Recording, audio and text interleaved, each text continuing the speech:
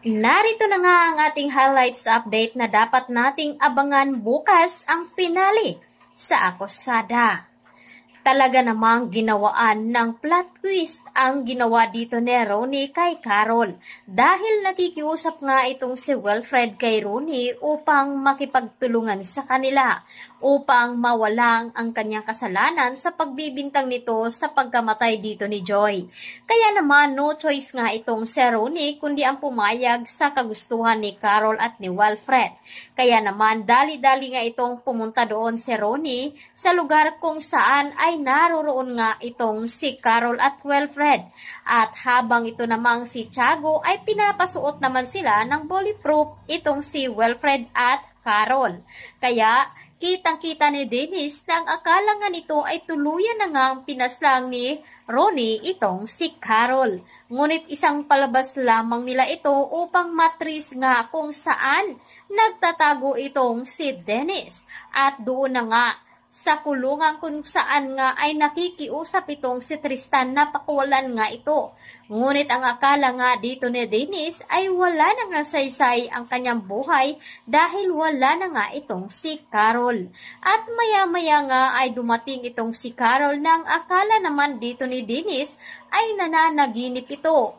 Ngunit umamin nga itong si Dennis sa ginagawa niya dito kay Joy na paulit-ulit nga daw niya itong sinasaktan hanggang sa tuluyan na itong nawala. Habang nag-uusap nga itong si Carol at Dennis ay sakto naman na naglagay sila ng recording upang umamin ito at magkaroon ng ebidensya na si Dennis nga ang tunay na salari sa pagkawala dito ni Joy. Kaya agad na sinampal ni Carol itong si Dennis at doon na lamang napagtanto ni Dennis na hindi pala ito nananaginip. Hanggang sa dumating itong si Wilfred. At laking gulat dito ni Dennis dahil buhay pala itong si Wilfred.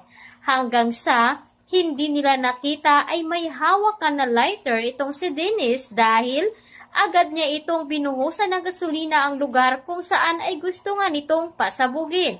Agad na sinindihan dito ni Dennis ang lugar kaya naman natakot sina Carol at Wilfred dahil hindi nga nila alam kung saan inilagay ni Dennis itong si Leah at Tristan.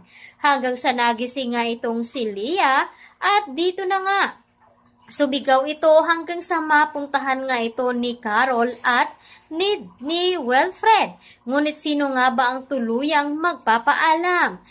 Posible nga bang makatakas pa itong si Dennis or makukulong na nga ba ito ng tuluyan? At muli ngang magpo-propose itong si Wilfred dito kay Carol. At dumating nga itong si Ronnie dahil hindi nga raw ito invited sa kasal nila. Kaya tutukan natin ito bukas kung ano nga ba ang kayang gawin ni Dennis sa kasal ni Carol at ni Wilfred. Dito lamang sa Akosada.